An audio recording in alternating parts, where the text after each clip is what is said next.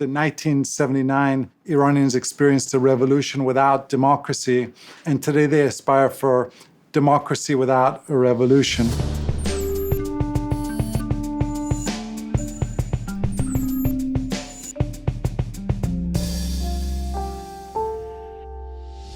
We're very prepared for Iran. We'll see what happens.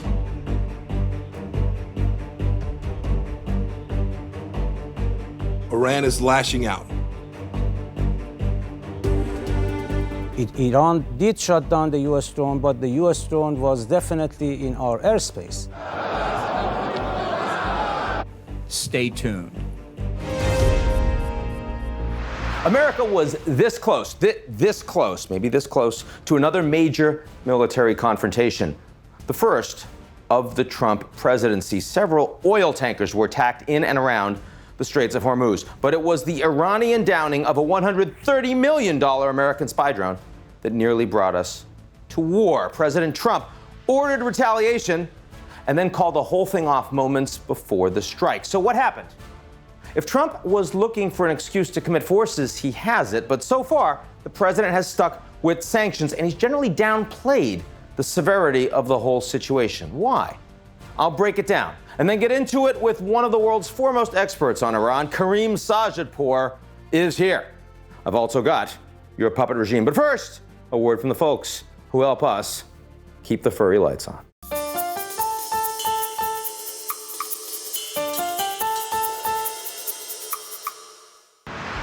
Neither Iran nor any other hostile actor should mistake U.S. prudence and discretion for weakness. Recognize that guy? If you've been anywhere near Washington in the last few decades, you've probably seen John Bolton around. Can't miss him, hits the mustache. Trump's national security advisor. He first entered federal service back in the Reagan era. That's a long, long time ago. I wasn't old enough to serve back then. During those years, America had two painful reference points for its dealing with Iran and its proxies. Some 60 Americans are now beginning their 6th day of captivity. We have a bulletin from the Pentagon on the explosion in Beirut at the U.S. Marines barracks. The Pentagon now estimates that 120, possibly more, 120 American Marines have been killed. Since then, Iran has detained at least 25 American citizens or permanent residents, while adding to bloodletting in Iraq. The Pentagon estimates that during the Second Gulf War, Iran-backed militias were responsible for the deaths of more than 600 U.S. soldiers. That means that roughly 1 in every 6 American fatalities in Iraq were linked to Iran. Given that history, you might start to see Bolton's hardline perspective when it comes to the Islamic Republic. Of course, he was also one of the cheerleaders of that war in the first place, but I digress. President Bush has said at the end of the story, Iraq will no longer have weapons of mass destruction. Either way, diplomacy has never been Bolton's strong suit. He's known as the most hawkish guy in Washington. John Bolton is absolutely a hawk. It's up to him. He'd take on the whole world at one time, okay?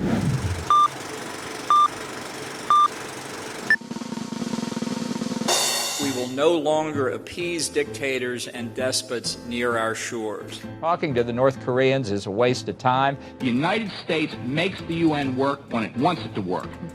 And that is exactly the way it should be, because the only question for the United States is what's in our national interest. The only solution is to change the regime itself. And that's why before 2019, we here will celebrate in Tehran. But we want to put unprecedented pressure on the government of Iran. Trump has been on board with some of that, including U.S. withdrawal unilaterally from the Iranian nuclear deal and expanding U.S. sanctions on Iran. That's partly why Iran is now taking action. But when it comes to Tehran, President Trump is hesitant to commit forces in the way that John Bolton has suggested.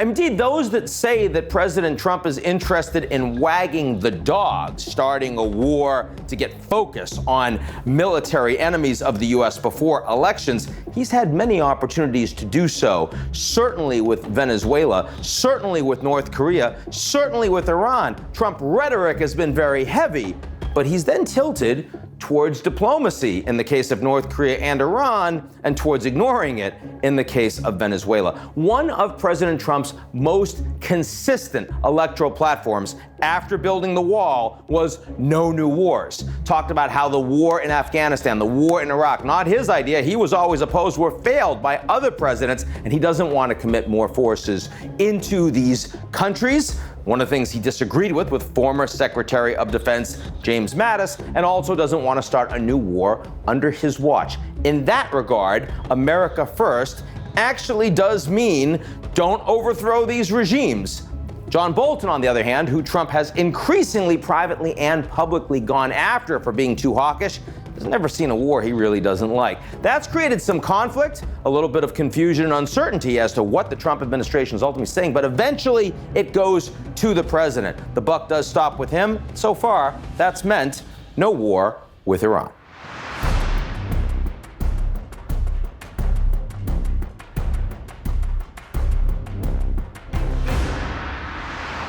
Their ability to produce energy and export it has come, it's not quite zero, but it's getting close. A year or two from now, who are going to be the actors in the equation? And I'm here with Karim Sadjadpour, senior fellow for the Carnegie Endowment of International Peace, one of the top experts in the world on all things Iran, and getting a little grayer, I see. That's true. How did that happen? I mean, well, I guess it's better than the alternative. Yeah, We're not absolutely. getting older. You look good. Great to see you, and we're going to talk about what the hell is happening in the Iranian conflict. So President Trump now saying he would be happy to meet with the Iranians with no preconditions. Doesn't seem like where all the rest of the administration is. How surprised are you by this? I think there's three poles within the Trump administration vis-a-vis Iran, Ian. You have President Trump, who very clearly wants a deal with Iran. At a minimum, he wants a summit, like he's had with the North Koreans. Certainly doesn't want war. On the opposite end of the spectrum, you have National Security Advisor John Bolton, who has 3 decades of advocating military strikes and regime change in Iran. And in between them, you have Secretary of State Pompeo, who's trying to reconcile these contradictory impulses by really focusing on the means, which is sanctions and pressure, rather than the ends, which no one can agree on. But I think if it were up to President Trump himself, it's very clear that what he wants in Iran is some type of a summit where he can sit down with Iran's leadership, but he has no interest in conflict or even, greater U.S. footprint in the Middle East. On the ground inside Iran, have the people gotten noticeably angrier at the United States because of the economic depredation that has been forced upon them? Or are they increasingly angry at their own regime for mishandling the deal, the Americans, corruption, everything else? Where would you put that balance? Well, overwhelmingly, the people of Iran were supportive of the nuclear deal. I always say the Iranian people want to be South Korea, not North Korea. And so they welcome the idea of being reintegrated with the international community.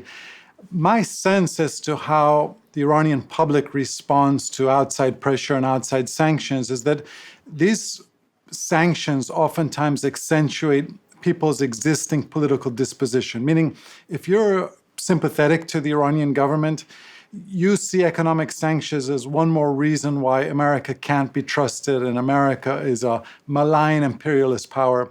And if you're an opponent of the Iranian government, you say, this is just another example of the regime doing what it wants, and we, the people, pay the consequences. So I don't think sanctions and outside pressure gets people to really change teams in Iran. I think it really further polarizes the Iranian public and accentuate people's existing views. Now, we all know that the Green Revolution happened in Iran. It was brutally repressed, and the regime came out of that with a lot of state stability. If you look at the country today, vis-a-vis grassroots, who everyone says that the Iranian people are much more interested in being friends with the Americans than certainly the Iranian regime. What does the balance look like today? How do you think about the strength and the expanse of the regime in Iran? It's a great question. And what I'd argue is that the regime in Iran doesn't have widespread support, But the support that it does have within the Revolutionary Guards and the Basij militia and very conservative elements of society is pretty deep. And so what that means is that you have a regime which is really willing to kill en masse to keep their power. And you have a society or an opposition which is unorganized and unarmed and leaderless, and very importantly, not willing to die en masse to take power. And so, my argument about Iran is that in 1979, Iranians experienced a revolution without democracy, and today they aspire for democracy without a revolution. Meaning people in Iran, I would argue, have they aspire for revolutionary ends, but they're not willing to pursue revolutionary means. And so you think they're basically Americans? In some ways, I think that in a way it's kind of a reflection of a political maturation in Iran. Do you think that National Security Advisor John Bolton doesn't understand this or doesn't care? I think John Bolton's generation of American foreign policy and national security thinkers were very much traumatized by the experience of the 1979 revolution and the subsequent hostage crisis. And from that point on, many of them have held incredibly jaded views about the nature of the Iranian regime. And I think they're entitled to their views about the malign nature of the Iranian regime. The question is, what's the most effective way to deal with Iran and to, again, ensure that Iran not only is prevented from becoming North Korea, but you help a society try to become like South Korea. And I think the policies which Bolton has advocated over the years, whether that's military strikes or regime change, isolation, they've really never borne fruit when we've tried to apply them elsewhere in the world. And when Bolton was last in government during the George W. Bush era, we had at one point over 200,000 U.S. troops on Iran's borders in both Iraq and Afghanistan. Yeah. On a daily basis, President George W. Bush was saying all options are on the table, threatening potential strikes against Iran. That was during the time when Iran was killing hundreds of American troops in Iraq using Iranian IEDs. So I think it's one thing to diagnose the problem correctly, that this is an Iranian regime which wants to be our adversary. You can't make friends with a regime which needs you as an adversary for their own internal legitimacy. Okay, that's okay. But then how do you go about dealing with that problem? And I think the perennial challenge in the United States is that people on the far left, like Bernie Sanders, think that we're the problem, and people on the far right, like John Bolton, think that we're the solution. And in reality, I think it takes a mix of both pressure and engagement to effectively deal with Iran. So that implies that a big part of Obama's strategy, which was not just about doing a limited nuclear deal to try to contain that specific threat, but that would then be the opening for a more constructive, broader U.S.-Iranian relationship with this regime, was actually misguided, that you don't believe that that's possible with this Iranian regime. Well, I remember having this debate with folks within the Obama administration, and there were a variety of views within the Obama administration about this. But on one hand, I think that the nuclear deal, in my opinion, it was a good deal with a bad regime. And it was successful in that it significantly curtailed Iran's nuclear program, subjected it to more transparency. But I do think it was illusory to think that this nuclear deal was going to change the Iranian regime's perception of its own interests.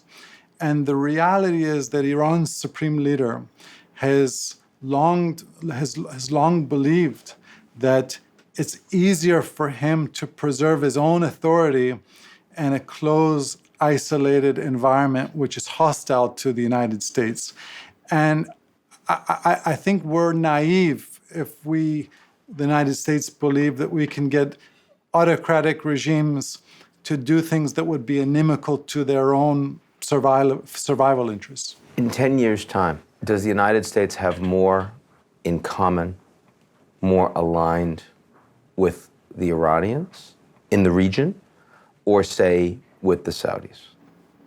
I think an increasing number of people in the U.S. foreign policy establishment see the United States and Saudi Arabia as friends but not allies, and Iran and the United States as allies but not friends, meaning that we have more in common with Iran than we do with Saudi Arabia, and the threat of radical Sunni jihadism like ISIS and Al-Qaeda is worse than the threat of radical Shia jihadism like Hezbollah. But I think the reality is that you have a government in Saudi Arabia with all of its flaws and shortcomings. At the end of the day, Mohammed bin Salman wants to be allied with the United States.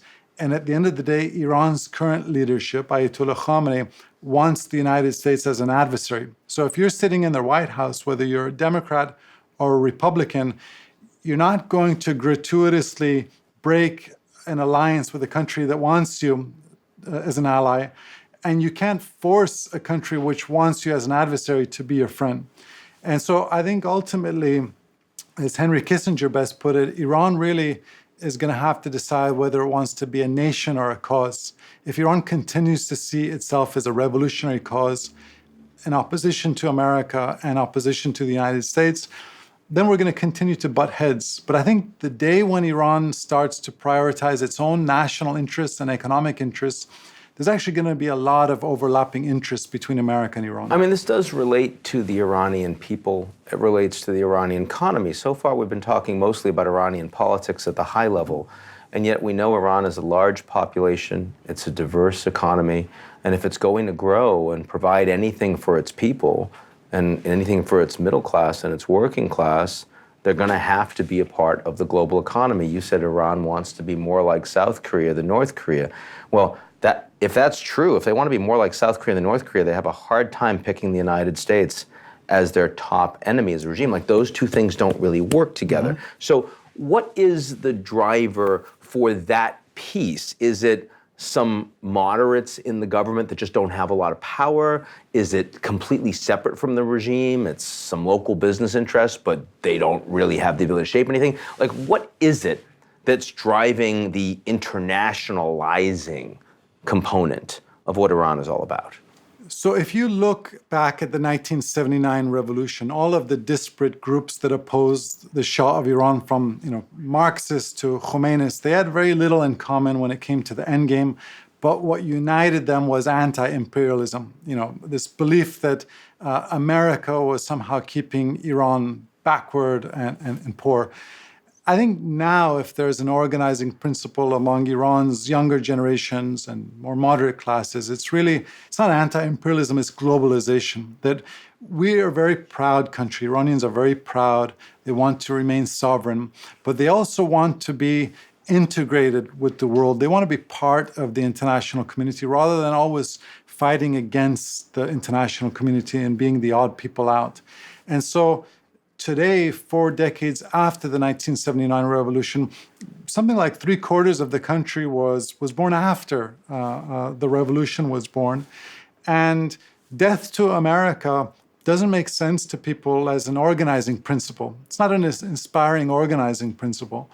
And I think most people understand that Iran has enormous potential as a nation. It's got enormous resources. It's got enormous human capital. But that potential will never be realized as long as the official slogan of the government is death to America. President Trump's closest relationships in the world today are with Iran's principal enemies, Israel, Saudi Arabia, the UAE. How does that play out for the Iranian regime and in the region? So you're absolutely right that Trump's closest friends in the world dislike Iran. And also in the context of domestic American politics, no American politician wins a lot of points by saying, let's be nice to Iran, given the fraught relationship with Iran over the years. But there's also a competing impulse Trump has, which is to get out of conflicts in the Middle East and reduce America's footprint in the Middle East. And I think he recognizes that it's very tough for the United States to do that if the status quo relationship with Iran remains. And so that's why, I mean, there's a famous essay from Isaiah Berlin called The Hedgehog and the Fox, and he separated individuals into two types of people in the world. There's foxes who know a lot of different things, and there are hedgehogs who know one big thing. And when I look at Iran and the United States, Iran's supreme leader, Ali Khamenei, is a hedgehog. He only knows one thing, which is resistance, resistance, resistance. Donald Trump... His beard also does have that hedgehog kind of thing. Yeah, Yes. yeah, okay. Your words, not mine. Okay, fair enough. And Donald Trump is a fox, not in the sense that he knows a lot of things. And is more orange. And he's more this orange. works as an analogy. You're absolutely right. But he's also a fox because... Well, he's a fox not because he knows a lot of things, but because he says a lot of things. So this is, a president who within a 1 week span can tweet that he is prepared to end Iran, threatening genocide against Iran. And then a couple of days later, he can give a speech saying that, Iran can be a great nation even with the same leadership. So what's the big thing that Trump knows? What's the one big thing? Well, I think it is fundamentally confusing, not just for the Iranians, I'm guessing for Chinese and others, but in particular the Iranian regime, and that one day the message they get from the United States is, the threat of war and escalation. And then the next day, it's President Trump saying, we're prepared to speak to you unconditionally. We just want a deal. We just don't want you to have nukes, which is what the JCPOA was providing in any case. The Obama deal. Yeah. So, but if you're the Iranians and you have watched this play out with North Korea, Trump has met Kim Jong-un twice, no preconditions, likes the guy now, says nice things, talks about the suspension of the ICBM tests, the nuclear tests, getting back some hostages, and North Korea is now in a meaningfully better position. If Trump is telling you, never mind Bolton, never mind Pompeo, Trump's the president. If Trump is telling you, I'm prepared to meet with no preconditions, why don't the Iranians find that compelling? The Iranians that are facing a very severe recession right now imposed by Trump. I think there's an important distinction between Iran's leadership and Kim Jong-un in North Korea. So Kim Jong-un is a young man in his 30s. He's looking at a potentially 4-decade time horizon in which he could be ruling. Iran's supreme leader just turned 80, and his entire life he's espoused this ethos of death to America, America can't be trusted. And his goal is to die supreme leader. He doesn't have a 4-decade time horizon. And he fundamentally mistrusts Donald Trump, and his long-time modus operandi has been that whenever you're under pressure, never compromise, because that is not going to alleviate the pressure. It's going to project weakness and invite more pressure. And so I think as long as Khamenei sees these competing poles in the United States of, Trump saying some things, John Bolton and Pompeo potentially saying other things, I think he's going to be very reluctant about entering negotiations with the United States. Karim Sadjadpour, very good to have you on. Thank you, Ian. Great to be here.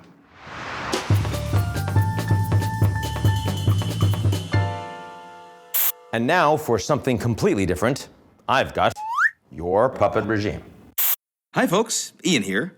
Today marked the end of the G20 Summit in Osaka, Japan, and as you might have expected, there were disagreements. I think we can all agree that we got a tremendous amount of nothing done. Mais no, I thought we agreed to say that we got barely anything done. No. It was not a lot. Yeah. Mm-hmm. Even longtime allies couldn't seem to catch each other's backs. All right, Shinzo-san, just fall into my arms. I promise I won't drop you. I promise. Okay. Wait, the Mexicans did what? Get Steven on the line. And you can imagine what it was like to split the check at dinner. America is sick of paying more than our fair share. Fine, we can split the bill evenly. Well, I didn't have any wine. You saw me. Plus, there's the tip. We don't tip in Europe. You see, NATO is useless. And of course, preparing for the G20 talent show. So then I will say lederhosen, more like ledernosen. That joke totally sucks. Look, if you're just not going to offer any constructive criticism, then just get out. You just want all of this to fail, huh? All we can hope is that they at least put aside their differences and got back to their hotels safely. As we have been going in circles for hours, we are going to be late for my hair. Yeah, well, the US president usually drives this bus. Checkmate him. Like hell, Angela. Driving a bus is for total losers and suckers. Well, looks like nobody is driving bus. I'm here for it. Wait, what? What?